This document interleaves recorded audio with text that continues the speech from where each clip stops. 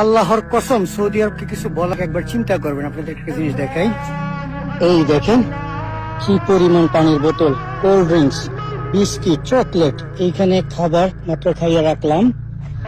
ওই যে রোড সাইনটা দেখা যায়, এইখানে চলে গেছিল এক ভাই, ওইখান থেকে গাড়িটা ঘুরাই দিক দিয়া আইসা কথা বইলা তারপরে মনে করেন আপনার ওই পানির বোতল, কোল্ড ড্রিঙ্কস, চকলেট ইত্যাদি দিয়ে গেছে।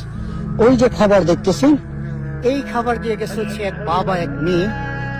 ওই পথ দিয়ে আমি আসছি, কতটা দূর, প্রায় 1-2 কিলোমিটার আমার পিছনে পিছনে আইসা এই খাবারগুলি দিয়ে তারপরে চলে গেছে। যেভাবে সৌদি আরবকে পৃথিবীর মিডিয়া দেখায়, যেভাবে আমাদের অন্তরে, মুসলমানদের অন্তরে যেভাবে সৌদি আরবকে তুলে ধরছে না, আল্লাহর কসম, উপরে আল্লাহ, সৌদি আরব এরকম না। এবং সৌদি আরবের মানে রাষ্ট্রনেতাদেরকে যেভাবে মিডিয়ার মাধ্যমে আমার আপনার অন্তরে অমুসলিম খারাপ হিসেবে তুলে ধরছে, আল্লাহর কসম, সত্যতা না যাচাই করে যদি তারপরে তাদেরকে জাজ করেন, হাসরের মধ্যে আপনাকে আল্লাহর বিচারের সম্মুখীন হইতে হবে। আমার মতো ভ্রমণ করেন, তাহলে সৌদি আরবকে জানতে পারবেন।